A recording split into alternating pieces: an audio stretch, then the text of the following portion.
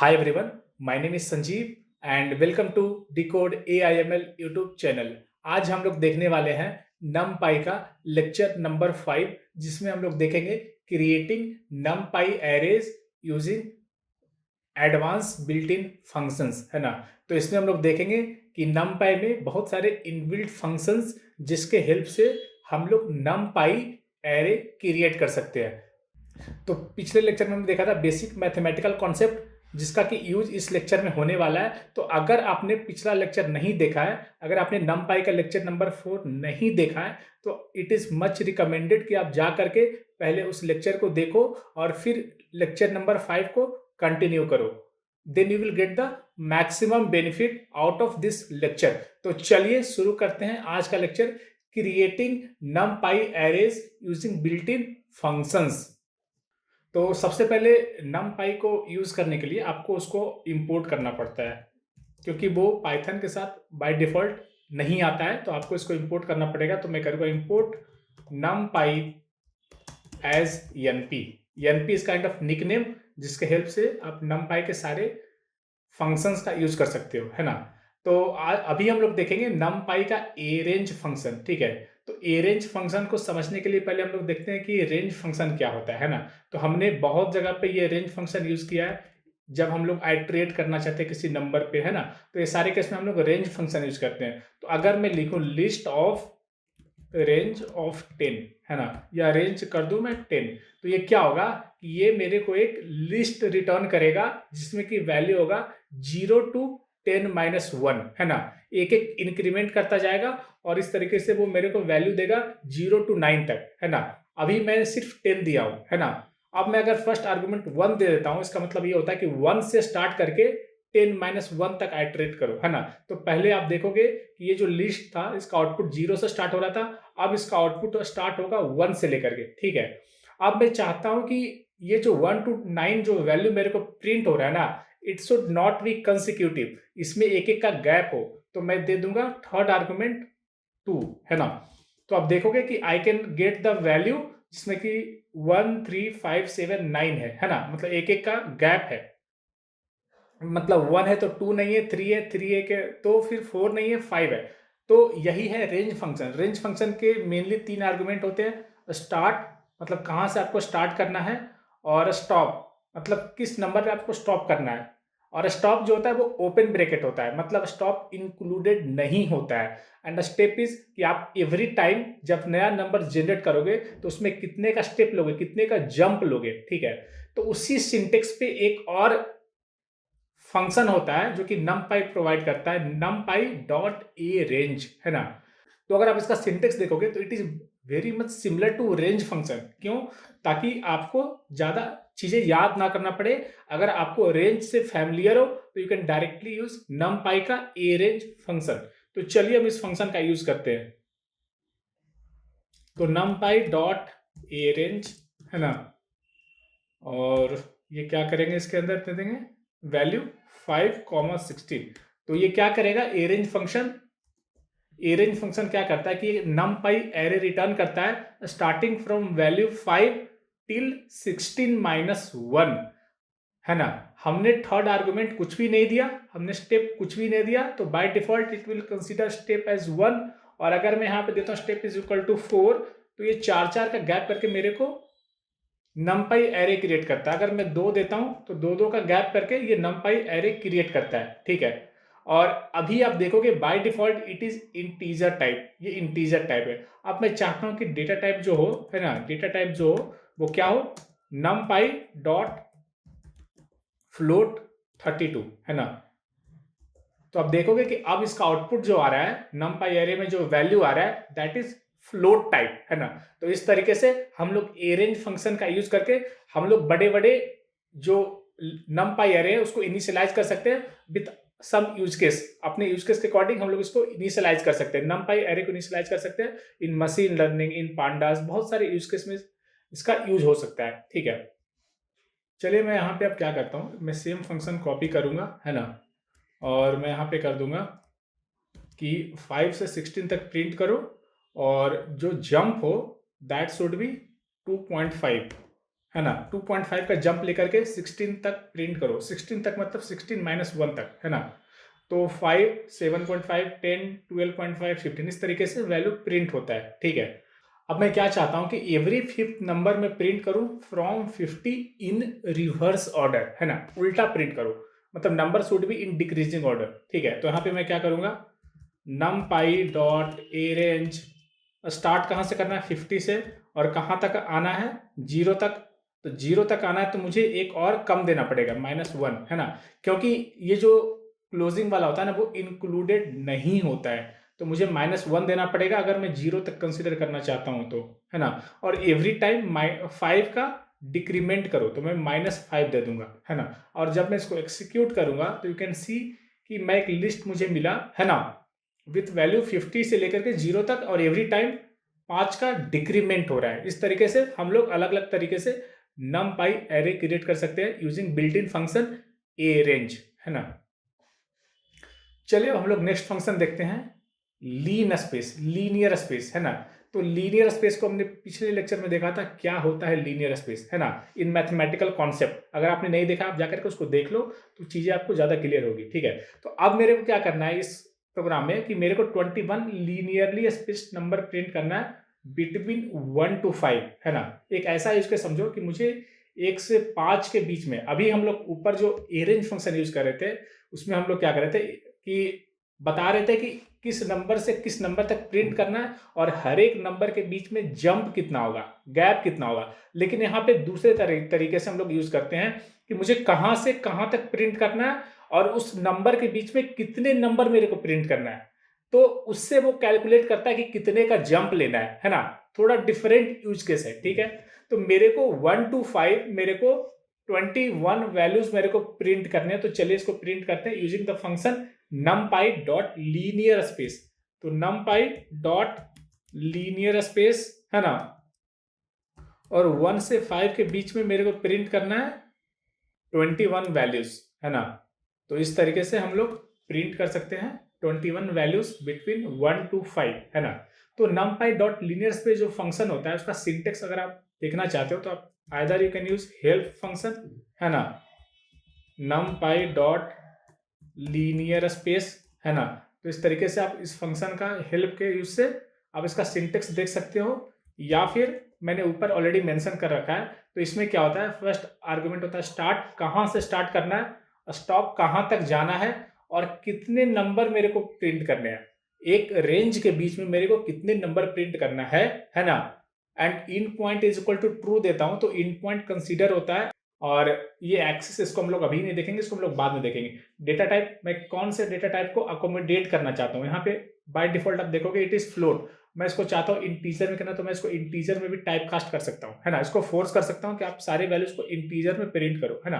तो इस तरीके से हम लोग लीनियर स्पेस फंक्शन का यूज करते हैं, और लीनियर स्पेस में जो वैल्यू होता है स्टार्ट से एंड तक में हर एक वैल्यू एक इक्वली सेपरेटेड होता है, इक्वल डिस्टेंस पे होता है। मतलब एवरी कंसिक्यूटिव, अगर आप देखोगे यहाँ पे every consecutive number like 1.2 minus 1 it is 0.2, 1.4 minus 1.6 it is 0.2, 4.2 minus 4.4, हर एक नंबर के बीच का जो डिफरेंस होता है ना दैट इज इक्वल। तो इसको हम लोग बोलते हैं लीनियर स्पेस, है ना। तो इस तरीके का हम लोग लीनियर स्पेस फंक्शनलिटी का यूज करते हैं जब हमें फाइंड करना होता है इन मशीन लर्निंग कि what should be the optimal number of clustered इन के means clustering algorithm. It is one of the example, ठीक है। तो वहां पे हम लोग क्या करते हैं, यूजिंग लीनियर स्पेस हम लोग 1 से लेकर के 20 तक नंबर ऑफ क्लस्टर हम लोग एक लिस्ट क्रिएट करते हैं या एरे क्रिएट करते हैं, और उस पर हम लोग देखते हैं कि किस वैल्यू के लिए, के किस वैल्यू के लिए हमारा मॉडल बेस्ट परफॉर्मेंस दे रहा है, उसके हिसाब से हम लोग के का वैल्यू डिसाइड करते हैं। तो this is one use case of numpy dot linear space. अब मैं ये चाहता हूं कि मेरे को 1 to 5 मेरे को 10 वैल्यूज दो, है ना। 1 to 5 के बीच में मेरे को 10 वैल्यूज दो, and the data type should be integer. ऊपर अब मैंने कुछ भी नहीं दिया तो ये फ्लोट कंसीडर कर रहा था, अब मैंने दे दिया इंटीजर 32, मतलब मेरे को सिर्फ इंटीजर वैल्यू दो, है ना। तो अब देखोगे कि यहाँ पे डेटा का लॉस हो जा रहा है ना। तो डेटा का लॉस होने के कारण it is not behaving properly, like जो लीनियर स्पेस का जो कॉन्सेप्ट होता है वो उसको सेटिस्फाई नहीं कर रहा है, क्योंकि यहाँ पे डिफरेंस 0 है, डिफरेंस 0 है, यहाँ पे डिफरेंस 1 है ना। क्यों? क्योंकि मैंने इसको इंटीजर में टाइप कास्ट कर दिया, है ना। मैं इसको अगर फ्लोट कर दूं तो now it will give me proper result, है ना। और अगर मैं कुछ भी ना दूं तो you can see the value, है ना। तो इस तरीके से हम लोग लीनियर स्पेस फंक्शनैलिटी का यूज कर सकते हैं इन numpy यूजिंग बिल्ट इन फंक्शन। तो हमने देखा लीनियर स्पेस क्या होता है ना। अब हम लोग देखते हैं लॉग स्पेस क्या होता है। तो लीनियर स्पेस और लॉग स्पेस दोनों का फंक्शनैलिटी सिमिलर होता है। डिफरेंस बस यहाँ पे आता है कि यहाँ पे जो नंबर है वो लीनियर स्पेस पे इक्वली डिस्टेंस पे है ना। हर एक नंबर के बीच का, हर एक दो नंबर के बीच का डिफरेंस दैट इज कांस्टेंट, वो फिक्स होता है। लेकिन जो लॉग स्पेस होता है ना उसमें डिफरेंस फिक्स नहीं होता है, उसमें रेशियो फिक्स होता है।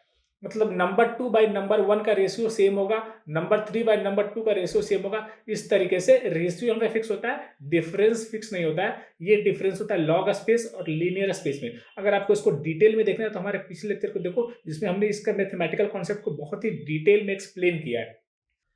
तो अगर मैं ये लिखता हूं कोड numpy.log स्पेस, है ना, 1, 2 और थर्ड आर्गुमेंट 5, मतलब इसका मतलब ये हुआ कि आप 1 से 2 के बीच में मेरे को 5 वैल्यू दो, और जो 5 वैल्यू हो that should be on log scale, है ना। It should not be equally distant in terms of absolute difference. जो इक्वल डिफरेंस होना चाहिए that should be in terms of ratio. तो आप देखोगे कि I can see the value 10, 17, 31। तो आप कहोगे कि मैंने तो 1 to 2 के बीच में बोला, लेकिन ये मेरे को 10 से लेकर के 100 के बीच में क्यों दे रहा है। ऐसा इसीलिए हो रहा है क्योंकि जो लॉग स्पेस होता है ना, वो 1, 2 जो आपने दिया है ना, 1 और 2, ये डायरेक्टली 1 और 2 को कंसिडर नहीं करता, ये कंसिडर करता है 10 to the पावर, है ना, पावर ऑफ 10, a, है ना। तो अगर 1 है तो 10 to the पावर 1 हो जाएगा 10, और 2 है तो 10 to the पावर 2 हो जाएगा 100। तो ये मेरे को 10 से लेकर के 100 के बीच में, 10 to 100 के बीच में मेरे को 5 नंबर देगा, है ना। अगर मैं ये कर दूं 1, 3, तो ये देगा 10 to 1000 के बीच में मेरे को देगा, कितने नंबर देगा, 5 नंबर देगा, है ना। तो ये जो 1 और 3 है इसको डायरेक्टली कंसिडर नहीं करता है, इसका वो पावर लेता है ना। और अगर मैं कुछ भी ना दूं, अगर मैं कुछ भी ना दूं एज ए आर्गुमेंट के कितने का पावर लेना है, तो बाय डिफॉल्ट वो 10 का पावर लेता है, ठीक है। तो इस तरीके से मेरे को 5 वैल्यू मिलते हैं। और अगर आप देखोगे कि जो कॉमन डिफरेंस होता है ना, 31 माइनस 10 कितने का डिफरेंस है, अराउंड 21 का डिफरेंस है। 100 माइनस 31 डिफरेंस बढ़ता जा रहा है। यहाँ पे देखोगे फिर से डिफरेंस बढ़ता जा रहा है ना। तो डिफरेंस बढ़ता जाएगा, it should be not be at equal distance, लेकिन जो रेशियो होगा ना it will be almost constant, ratio almost constant होगा, ठीक है। ये डिफरेंस होता है लीनियर स्पेस और लॉगरिथमिक स्पेस में। इसको मैं एक एग्जांपल से आपको दिखाता हूं।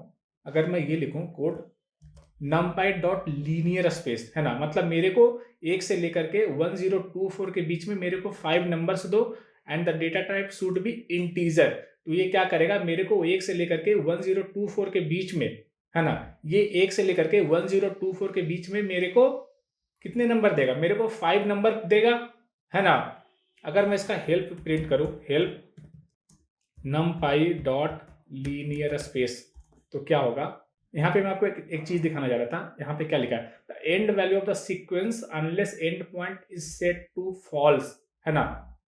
इसका मतलब ये हुआ कि जनरली हम लोग कोई भी रेंज फंक्शन ले या फिर कोई भी पाइथन का फंक्शन लेते हैं ना, तो इन जनरल क्या होता है कि जो स्टॉप जो होता है ना, स्टॉप जो होता है वो कंसीडर नहीं होता है ना। स्टॉप -1 कंसीडर होता है, लेकिन लीनियर स्पेस और लॉगरिथमिक स्पेस में stop will always be considered, है ना। यहाँ पे आप देखोगे कि मैं 1 से लेकर के 1000 के बीच में नंबर प्रिंट कर रहा था, 1000 कंसीडर हो रहा था, इवन तो मैं एंड पॉइंट एक्सप्लिसिटली मेंशन नहीं किया था। Bye default it will consider the end point until and unless आप एक्सप्लिसिटली एंड पॉइंट को फॉल्स ना करो, it will consider and point, है ना, ठीक है। तो इस तरीके से हम लोग हेल्प के थ्रू हम लोग देख सकते हैं कि कैसे यूज किया जाता है। अब हम लोग क्या करते हैं, हमने देखा लीनियर स्पेस, ये फंक्शन हमने देखा, जस्ट फॉर कंपेरिजन मैं आपको दिखा रहा हूं।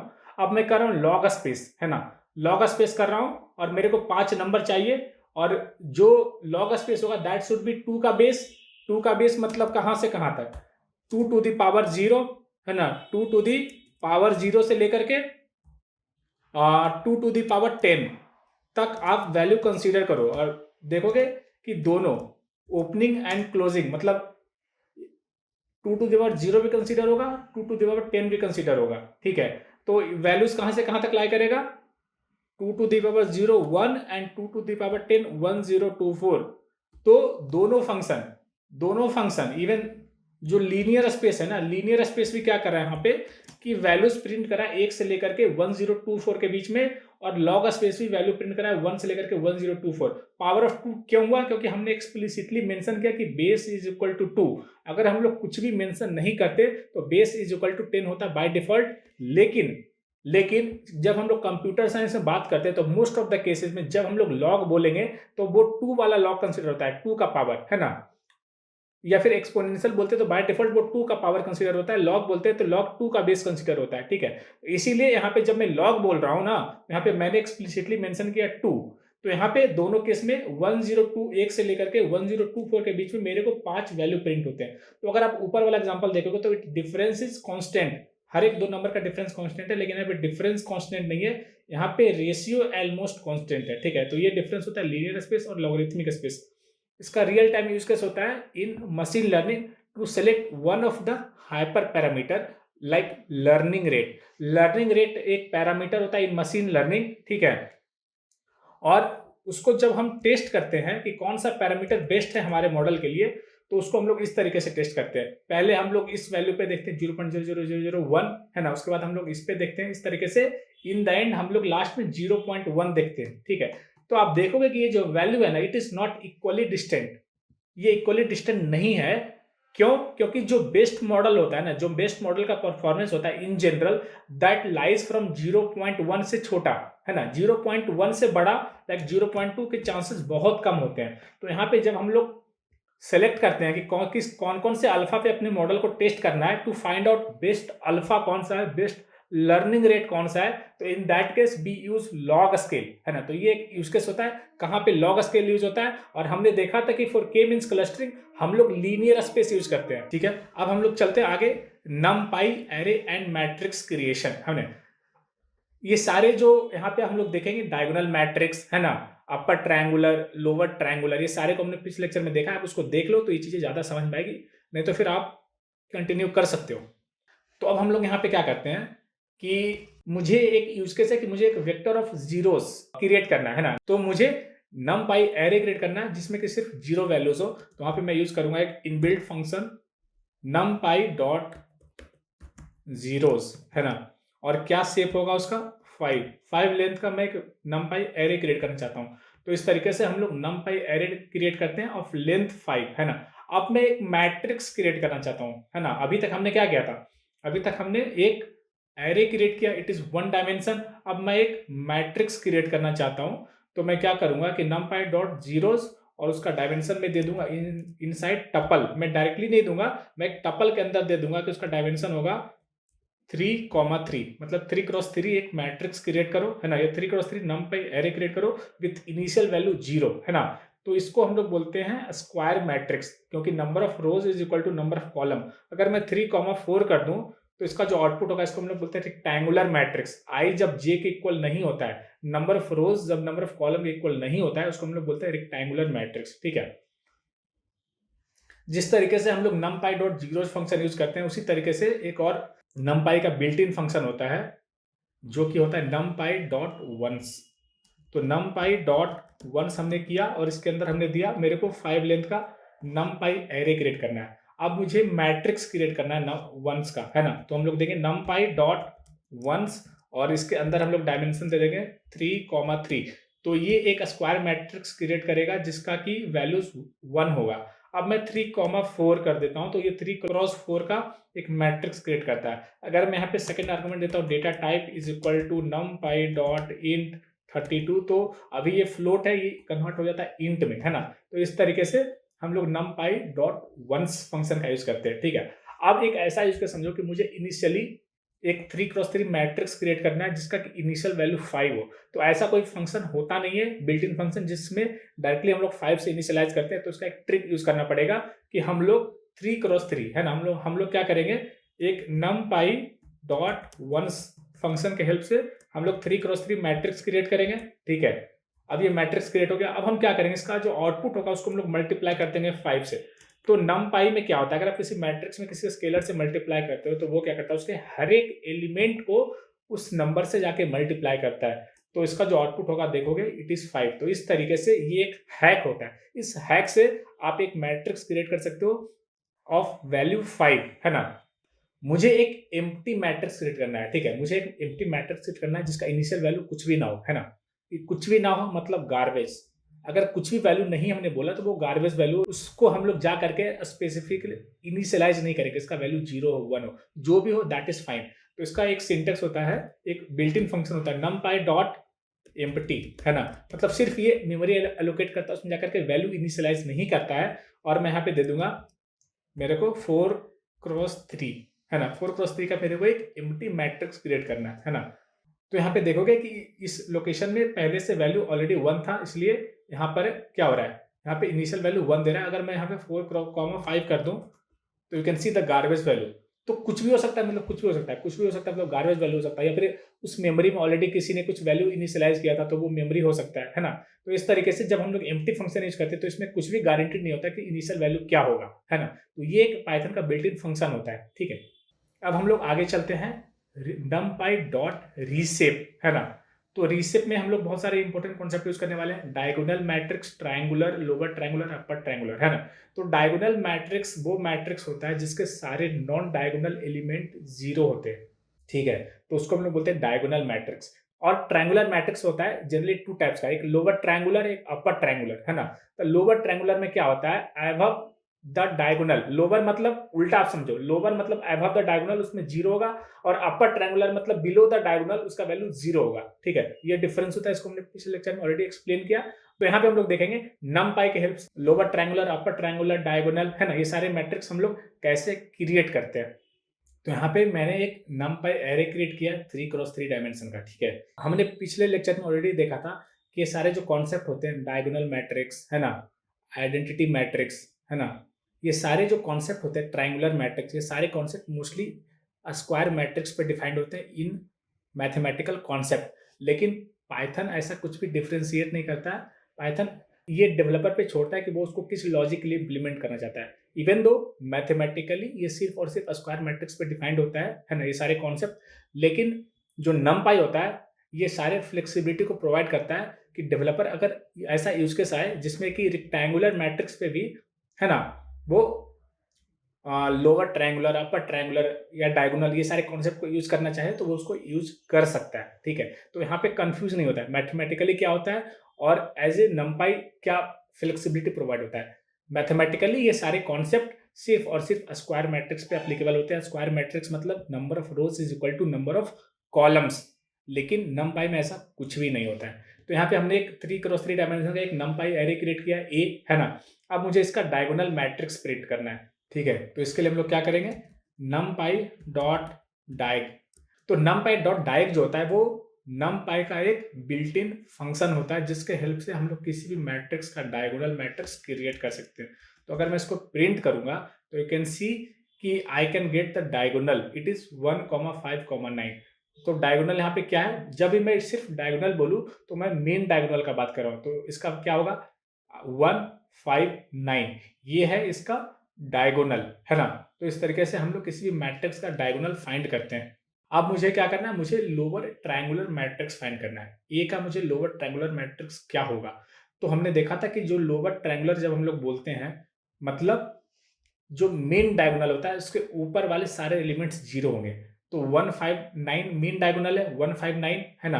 तो अबव द डायगोनल कौन कौन से वैल्यूज है, 2, 3 एंड 6। इसको हम लोग मास्क कर देंगे विथ वैल्यू 0, तो उसको हम लोग बोलेंगे लोअर डायगोनल।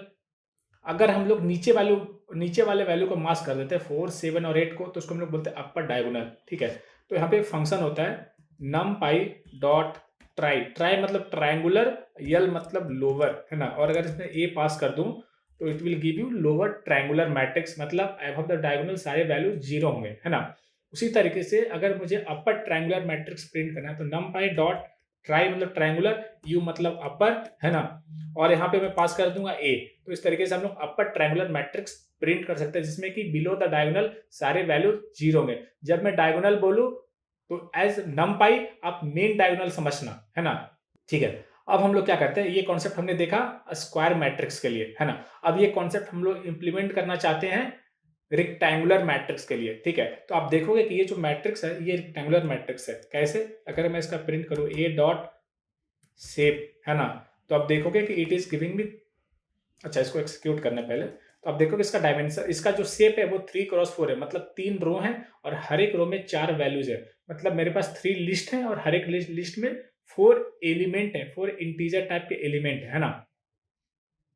अब अगर मुझे डायगोनल एलिमेंट प्रिंट करना है तो numpy डॉट डायग के हेल्प से हम लोग डायगोनल एलिमेंट प्रिंट कर सकते हैं ए का। और अगर मुझे डायगोनल मैट्रिक्स क्रिएट करना है ना, तो उसको हम लोग फिर से numpy डॉट डायग फंक्शन के अंदर ऐड कर देंगे, तो ये हो जाएगा हमारा डायगोनल मैट्रिक्स, है ना। ऊपर वाले केस में भी यही करना है, ऊपर वाले केस में भी यही करना है ना। यहाँ पे जब मैं सिर्फ numpy डॉट डायग लिखा तो ये डायगोनल एलिमेंट प्रिंट किया। अगर मुझे डायगोनल मैट्रिक्स प्रिंट करना है तो मुझे 2 बार डायग कॉल करना पड़ेगा। ठीक है, इस तरीके से हम लोग डायगोनल मैट्रिक्स प्रिंट कर सकते हैं, है ना। और सिर्फ np.diag कॉल करने से मुझे डायगोनल एलिमेंट्स मिलते हैं और ये हुआ हमारा डायगोनल मैट्रिक्स। मतलब सारे नॉन डायगोनल एलिमेंट 0 होते हैं। नॉन डायगोनल का मतलब हुआ कि वैसे एलिमेंट जिसका कि i j के बराबर नहीं है, मतलब रो नंबर कॉलम नंबर के बराबर नहीं है, उसको हम लोग बोलेंगे नॉन डायगोनल एलिमेंट। तो वो सारे एलिमेंट 0 होंगे। ठीक है, अब मुझे लोअर ट्रायंगुलर मैट्रिक्स प्रिंट करना है, तो numpy डॉट ट्रायंगुलर लोअर, है ना, और यहाँ पे मैं पास कर दूंगा ए। तो आप देखोगे कि यहाँ पे ऊपर वाले वैल्यूज ये सारे 0 हो रहे हैं, है ना। तो यहाँ पे डायगोनल कैसे फाइंड करना, जब भी मैं डायगोनल का बात करूँ, मतलब वो सारे एंट्री जहां पे रो नंबर कॉलम नंबर के इक्वल होता है उसको हम लोग बोलते हैं डायगोनल, है ना। तो यहाँ पे देखोगे दिस इज डायगोनल, है ना, this is diagonal and this is diagonal, है ना। ये 3 वैल्यू डायगोनल है, तो ये डायगोनल के ऊपर वाले सारे वैल्यूज को 0 कर देगा, है ना, लोअर ट्रायंगुलर में। और जब मैं अपर ट्रायंगुलर का बात करता हूं, है ना, तो ये क्या करेगा कि डायगोनल के नीचे वाले सारे वैल्यू को 0 कर देगा। यहाँ पे 1 डायगोनल था, 5 था और 9 था, तो इसके नीचे वाले सारे वैल्यूज को, है ना, ये 0 कर दे रहा है। तो ये होता है triangular lower and triangular upper even for non square matrix, मतलब रेक्टेंगुलर मैट्रिक्स, है ना। तो इस तरीके से हम लोग कैलकुलेट करते हैं। इसका यूज होता है ना, in machine learning for masking purpose, masking के लिए इसका यूज होता है ये सारे कॉन्सेप्ट का। ठीक है, इसको हम लोग देखेंगे डिटेल से मशीन लर्निंग टॉपिक में। एक और फंक्शन होता है, एक और बिल्ट इन फंक्शन होता है numpy dot I, E Y E. I को मतलब समझो, है ना, कि ये एक ई वाई एक हैक है टू रिप्रेजेंट आई, और I as in linear algebra हम लोग बोलते हैं फॉर आइडेंटिटी मैट्रिक्स। मतलब आइडेंटिटी मैट्रिक्स एक special type of diagonal matrix होता है जिसका कि सारे डायगोनल एलिमेंट का वैल्यू 1 होता है। ठीक है, समझ गए। इसको हम फिर से आपको एक एग्जांपल से दिखाते हैं कैसा दिखता है। तो अगर मैं प्रिंट करूं 4 डायमेंशन का, है ना, numpy डॉट आई और 4 डायमेंशन का अगर मैं प्रिंट करूं, this is how a identity matrix looks, है ना। तो आइडेंटिटी मैट्रिक्स एक क्या होता है, डायगोनल मैट्रिक्स होता है। डायगोनल मैट्रिक्स मतलब सारे non diagonal element 0 with some special case, और वो स्पेशल केस ये होता है कि सारे जो डायगोनल एलिमेंट होंगे उसका वैल्यू 1 होगा, इसलिए उसको बोलते हैं आइडेंटिटी मैट्रिक्स। आइडेंटिटी मैट्रिक्स को हम बोलते हैं कि अगर किसी आइडेंटिटी मैट्रिक्स को आप किसी भी मैट्रिक्स से मल्टीप्लाई करोगे तो उसका वैल्यू चेंज नहीं होता है, इसको हम लोग बोलते हैं आइडेंटिटी मैट्रिक्स। और मैथमेटिकली ये सिर्फ और सिर्फ स्क्वायर मैट्रिक्स पे डिफाइंड होता है। ठीक है, लेकिन numpy ऐसा कुछ भी रेस्ट्रिक्शन नहीं करता है। आप चाहो तो इसको आप रेक्टेंगुलर मैट्रिक्स पे भी डिफाइन कर सकते हो, है ना। इवन दो मैथमेटिकली डिफाइन नहीं होता, लेकिन आप चाहो तो इसको स्क्वायर मैट्रिक्स रेक्टेंगुलर मैट्रिक्स पे भी डिफाइन कर सकते हो, जिसमें सारे डायगोनल एलिमेंट 1 होते हैं और नॉन डायगोनल एलिमेंट 0 होते हैं। ठीक है, तो हमने देखा कि किसी भी रेक्टेंगुलर मैट्रिक्स में डायगोनल क्या होता है, मैट्रिक्स रेक्टेंगुलर हो स्क्वायर हो, डायगोनल का डेफिनेशन ये होता है, लाइक जो मेन डायगोनल होता है जहाँ पे आई और जे दोनों इक्वल होता है उसको हम लोग बोलते हैं मेन डायगोनल। ठीक है, और numpy के कॉन्सेप्ट में अदर देन डायगोनल, है ना, डायगोनल के अलावा भी बहुत सारे डायगोनल हो सकते हैं। लाइक जो मेन डायगोनल होता है उसके पैरेलली और भी बहुत सारे जो एलिमेंट होते हैं उसको हम लोग बोलते हैं diagonal other than main diagonal. इसको हमने देखा था पिछले लेक्चर में। ठीक है, तो देखा, जब भी हमने डायगोनल का बात किया तो हम लोग मीन डायगोनल का बात करते हैं, और उसमें क्या होता है, रो नंबर कॉलम नंबर के इक्वल होते हैं। टोटल नंबर ऑफ डायगोनल कितने होते हैं including mean diagonal, it is n plus m minus 1, है ना, जिसमें कि m माइनस 1 अपर डायगोनल होता है, n माइनस 1 लोअर डायगोनल होता है। ठीक है, इसको एक एग्जांपल से समझते हैं। तो अगर मैं ये एग्जांपल देखूं, है ना, अगर मैं ये एग्जांपल लूं, है ना, तो आप देखोगे कि 1 5 और 9 ये मेन डायगोनल में आएगा, है ना, और इसके पैरेलली जो भी एलिमेंट होंगे ना, एलिमेंट का सीक्वेंस होगा वो भी एक डायगोनल होगा। तो 2 और 6 भी एक डायगोनल होगा, 2 और 6 कंबाइंड एक डायगोनल होगा, 3 भी एक डायगोनल होगा, एक अलग डायगोनल होगा, 4 और 8 कंबाइंड भी एक डायगोनल होगा क्योंकि ये मेन डायगोनल के पैरेलल है, और 7 भी एक डायगोनल होगा क्योंकि ये 1 5 9 के पैरेलल है। तो इस तरीके से आप देखोगे नंबर ऑफ डायगोनल कितने हुए, एक तो मेन डायगोनल हुआ, दो उसके नीचे हुआ और दो उसके ऊपर हुआ, है ना। तो टोटल नंबर ऑफ डायगोनल कितने हुए, यहाँ पे आपने देखा कि इट इज 1 मेन डायगोनल, और नंबर ऑफ रोज, है ना, कितने रो हैं, 2 रो हैं, 3 रो हैं, तो 3 माइनस 1, है ना, तो it will be equal to 1 plus m minus 1, है ना, जितने रो उससे एक माइनस क्योंकि हमने मेन डायगोनल को हटा दिया, प्लस जितने कॉलम है उसमें भी एक माइनस। तो इस तरीके से जो टोटल नंबर ऑफ डायगोनल होता है that will be m plus n minus 1, है ना, यही यहाँ पे मेंशन्ड है। आप देखोगे तो इट इज ऑब्वियस, है ना, m प्लस n माइनस 1, जिसमें से m माइनस 1 अपर डायगोनल है और लोअर डायगोनल है n माइनस 1, है ना। तो चलिए अब हम लोग अदर देन मेन डायगोनल दूसरे डायगोनल को प्रिंट करके देखते हैं। पहले हम लोग एक numpy एरे क्रिएट करते हैं, ठीक है। तो numpy डॉट अरेंज फंक्शन क्या करता है, एक मेरे को लिस्ट ऑफ नंबर देगा, है ना, ये क्या करेगा, मेरे को numpy एरे क्रिएट करेगा, है ना, विथ वैल्यू 0 to 8। अब मैं चाहता हूं कि ये जो numpy डॉट अरेंज फंक्शन का जो आउटपुट है ना, ये क्या है, it is 1D numpy array, इसको मैं ट्रांसफॉर्म करना चाहता हूँ, इसको मैं रीसेप करना चाहता हूँ। रीसेप को डिटेल में हम लोग देखेंगे आने वाले लेक्चर्स में। तो क्या यहाँ पे मैंने किया, 9 एलिमेंट का जो यहाँ पे 1D एरे, उसको मैं रीसेप कर दे रहा हूँ 3x3 में, है ना।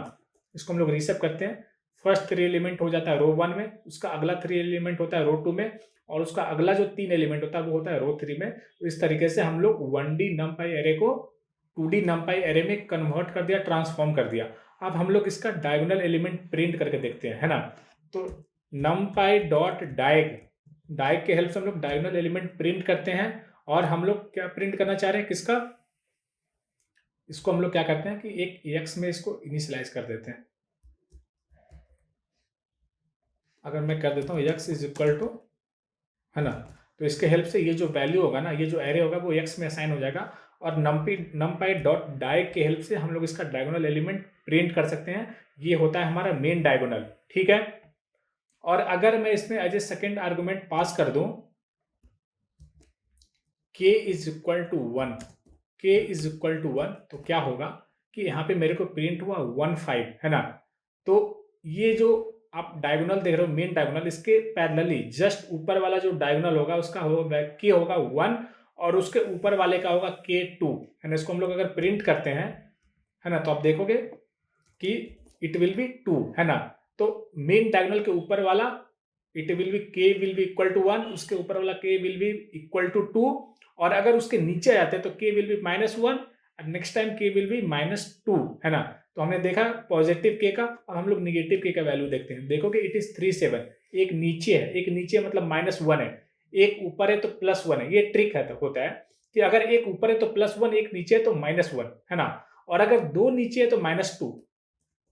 मेन डायगोनल से दो नीचे है इसलिए हमने k लिखा -2, मेन डायगोनल से एक नीचे तो हमने लिखा k इज इक्वल टू -1। इस तरीके से हम लोग other than main diagonal other diagonal को प्रिंट कर सकते हैं, ठीक है। numpy जो होता है, हमने देखा था कि numpy allow triangular function like numpy triangular lower and triangular upper two operate on rectangular matrices for flexibility and general purpose use. Even though mathematically ये सारे कॉन्सेप्ट सिर्फ स्क्वायर मैट्रिक्स पे डिफाइंड है, लेकिन नमपाई ये फ्लेक्सिबिलिटी देता है, ये डेवलपर पे छोड़ता है कि क्या वो उसको स्क्वायर मैट्रिक्स पे डिफाइन करना चाहता है या क्या वो उसको रेक्टेंगुलर मैट्रिक्स पे डिफाइन करना चाहता है। ठीक है,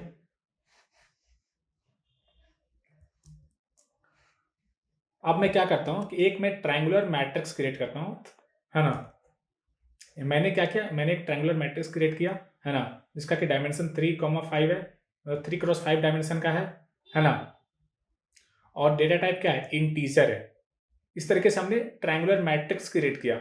ठीक है, तो अगर मैंने कुछ भी नहीं मेंशन नहीं किया तो ये बाय डिफॉल्ट वो लोअर ट्रायंगुलर मैट्रिक्स होता है। ठीक है, क्यों? क्योंकि इसके अबव डायगोनल वाले सारे वैल्यू जीरो हैं, तो अबव वाले सारे जीरो तो वो होता है लोअर ट्रायंगुलर, और अगर लोअर वाले सारे जीरो तो होता है क्या होता है, वो होता है अपर ट्रायंगुलर। अगर मैं data type is equal to int को मैं अगर हटा देता हूं तो वो हो जाता है बाय डिफॉल्ट जो वैल्यू होता है वो फ्लोट होता है, तो वो फ्लोट वैल्यू हो जाता है। यहाँ पे जीरो बता रहा है कि कौन से डायगोनल को हम लोग कंसीडर करते हैं वाइल क्रिएटिंग ट्रायंगुलर मैट्रिक्स, है ना। तो अभी आप देखोगे, अभी मैं जीरो वाला जो मेन डायगोनल, अगर मैंने जीरो दिया तो मेन डायगोनल को वो कंसीडर करता है और उसके सारे ऊपर वाले वैल्यू को क्या करता है, वो जीरो ऐड कर देता है। अगर मैं के को -1 कर देता हूं, है ना, तो जिस डायगोनल को कंसीडर करता है टू डिफाइन कि कौन सा वैल्यू जीरो होगा, कौन सा वैल्यू पॉजिटिव होगा, है ना। तो यहाँ पे आप देखोगे कि क्या हो रहा है, यहाँ पे डायगोनल कंसीडर होता है जो मेन डायगोनल होता है उसके एक नीचे वाला, तो इसका डायगोनल कौन सा हो जाएगा, 1 और 1, तो इसके ऊपर वाले सारे वैल्यू जीरो हो जाते हैं, है ना। तो इस तरीके से हम लोग ट्रायंगुलर मैट्रिक्स क्रिएट करते हैं फॉर डिफरेंट डायगोनल वैल्यूज, है ना। अलग अलग डायगोनल के लिए हम लोग अलग अलग मैट्रिक्स क्रिएट करते हैं, है ना। चलिए अब एक और एग्जांपल थे, मेरे पास ये क्या है, ये एक नमपाई अरे है ना, 4x3 डायमेंशन का मेरे पास एक नमपाई अरे। तो यहाँ पे हमने क्या किया, यहाँ पे मैं लोअर ट्रायंगुलर मैट्रिक्स क्रिएट करना चाहता हूँ और k-1 के इक्वल है ना। k क्या है, -1 के इक्वल है, मतलब जो डायगोनल होगा वो मेन डायगोनल नहीं होगा, मेन डायगोनल से एक नीचे वाला डायगोनल जो होगा उसको वो कंसिडर करेगा टू क्रिएट ट्रायंगुलर मैट्रिक्स। तो यहाँ पे डायगोनल, अगर मैं यहाँ पे -1 नहीं देता, ठीक है, अगर मैं यहाँ पे -1 नहीं देता तो क्या होता कि जो मेरा डायगोनल होता, है ना, वो होता 1, 5 और 9, लेकिन चूंकि मैंने यहाँ पे -1 दे दिया तो डायगोनल क्या होगा, 4, 8, 12 हमारा डायगोनल होगा, और ये लोअर ट्रायंगुलर मैट्रिक्स है तो अब डायगोनल सारे वैल्यूज क्या होंगे, जीरो हो जाएंगे। ठीक है, इस तरीके से हम लोग अलग अलग के लिए अलग अलग आउटपुट हमें मिलता है। ठीक है, अगर मैं अपर ट्रायंगुलर मैट्रिक्स क्रिएट करना चाहता हूं, है ना, तो क्या होगा, यहाँ पे आप देखोगे कि मैंने क्या किया, मैंने के दिया -1, के -1 मतलब कौन सा, ये वाला डायगोनल, मेन डायगोनल के नीचे वाला। मेन डायगोनल कैसे फाइंड करेंगे, जहां पे आई जे के इक्वल होगा, ये सारे एलिमेंट का आई जे के इक्वल है, तो इसके नीचे वाला, तो 4, 8 और 12 ये हमारा हो जाएगा, क्या हो जाएगा, डायगोनल हो जाएगा, और इस डायगोनल के सारे नीचे वाले वैल्यू जीरो हो जाएंगे। क्यों? क्योंकि एक अपर ट्रायंगुलर है, अपर ट्रायंगुलर में नीचे वाले सारे वैल्यूज जीरो हो जाते हैं। तो चलिए अब हम लोग देखते हैं कि numpy क्या फ्लेक्सिबिलिटी प्रोवाइड करता है टू जनरेट नंबर्स, है ना। तो सबसे पहले हम लोग देखेंगे numpy.random.rand, है ना। तो ये जो रैंड फंक्शन होता है, रैंड मतलब रैंडम, अगर सिर्फ रैंडम है तो ये बाय डिफॉल्ट जो होता है वो यूनिफॉर्म डिस्ट्रीब्यूशन फॉलो करता है ना। यूनिफॉर्म डिस्ट्रीब्यूशन मतलब हर एक वैल्यू का पॉसिबिलिटी इक्वल होता है अकरेंस का, और जिस नंबर में हम वैल्यूज प्रिंट करना चाहते हैं। अगर फॉर एग्जाम्पल अगर मैं वैल्यूज 0 से लेकर के 1 के बीच में प्रिंट करना चाहता हूं तो हर एक वैल्यू आने का पॉसिबिलिटी प्रोबेबिलिटी इक्वल होगा। ठीक है, ये होता है रैंडम। एक दूसरा फंक्शन होता है numpy में रैंड n क्या करता है कि ये डिस्ट्रीब्यूशन यूनिफॉर्म था, अब वो नॉर्मल डिस्ट्रीब्यूशन फॉलो करता है। ठीक है, तो ये क्या करता है, रैंड को हम लोग करते हैं सिर्फ रैंड n, तो ये नॉर्मल डिस्ट्रीब्यूशन फॉलो करता है, और यहाँ पे जो डेटा होता है वो मीन के अराउंड ज्यादा लाइक करता है, वो नॉर्मल डिस्ट्रीब्यूशन को फॉलो करता है, वो बेल कर्व को फॉलो करता है। तो डेटा जो होगा वो जीरो मीन, जीरो वैल्यू के अराउंड लाइक करेगा, है ना। क्यों? क्योंकि जिस डिस्ट्रीब्यूशन को फॉलो करता है उसका मीन जीरो होता है और स्टैंडर्ड डेविएशन 1 होता है। ये सारे कॉन्सेप्ट को हम लोग देखेंगे स्टैटिस्टिक्स एंड प्रोबेबिलिटी में। ठीक है, इवन तो मैं इसको थोड़ा सा डिटेल पिछले लेक्चर में बताया था, तो इसलिए हो रहा है नॉर्मल डिस्ट्रीब्यूशन का फॉलो और ये हो रहा है यूनिफॉर्म डिस्ट्रीब्यूशन का फॉलो। ठीक है, numpy में एक और फंक्शन होता है रैंड इंट करके। ठीक है, रैंड इंट करके फंक्शन होता है numpy.random.randint।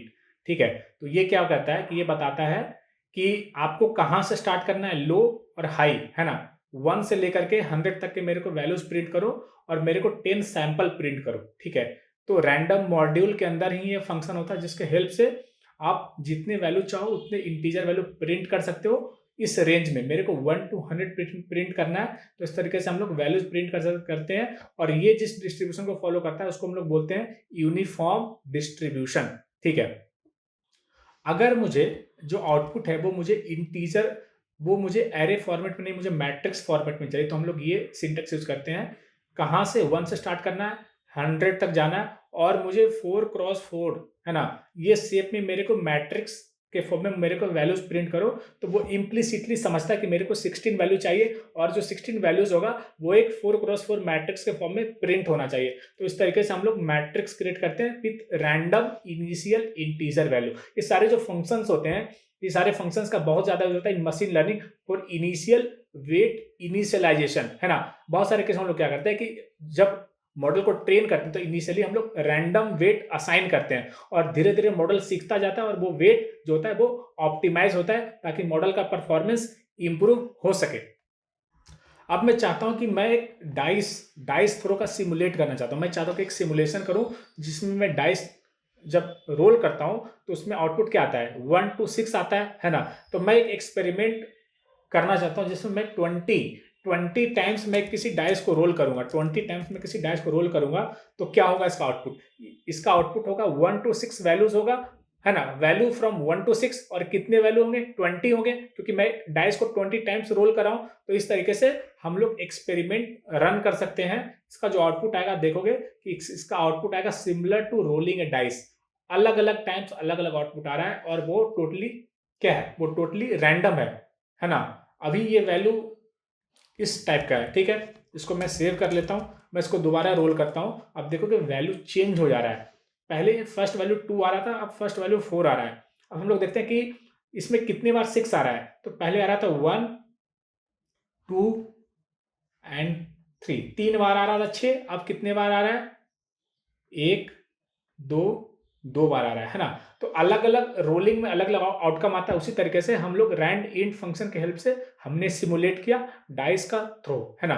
तो इस तरीके से बहुत सारे numpy में बिल्ट इन फंक्शंस होते हैं जिसके हेल्प से हम लोग मशीन लर्निंग प्रोजेक्ट में बहुत इजीली बहुत सारे फीचर्स को और फंक्शनलिटी को अचीव कर सकते हैं, ठीक है। तो ये सारे एग्जाम्पल्स थे किस तरीके से हम लोग numpy के हेल्प से अलग अलग तरीके से अलग अलग कंडीशन में अलग अलग मैट्रिक्स को इनिशियलाइज कर सकते हैं, एरे को इनिशियलाइज कर सकते हैं, ठीक है। नेक्स्ट लेक्चर में हम लोग देखेंगे एक बहुत इंपॉर्टेंट कॉन्सेप्ट, डायमेंशन। अगर आप डायमेंशन अच्छे से समझ लेते हो तो आपको numpy में कोई दिक्कत नहीं होगा, आपको मशीन लर्निंग में कोई दिक्कत नहीं होगा, है ना। आपको पाइटॉर्च में कोई दिक्कत नहीं होगा, आपको पांडास में कोई दिक्कत नहीं होगा। Dimension is a very very must, है ना। डायमेंशन अगर आप अच्छे से समझ लेते हो तो आप मशीन लर्निंग का जो फ्लो होता है पाइपलाइन उसको आप बहुत अच्छे से समझ लेते हो, क्योंकि मशीन लर्निंग में everything is about playing with dimension, है ना। यहाँ पे 3 डायमेंशन, 4 डायमेंशन, 5 डायमेंशन, ये सारे कॉन्सेप्ट आते हैं। तो डायमेंशन एक बहुत ही इंपॉर्टेंट टॉपिक होने वाला है, इसको हम लोग अगले लेक्चर में बहुत ही डिटेल वे में स्टडी करेंगे। तो आई होप आपने आज का लेक्चर एंजॉय किया होगा।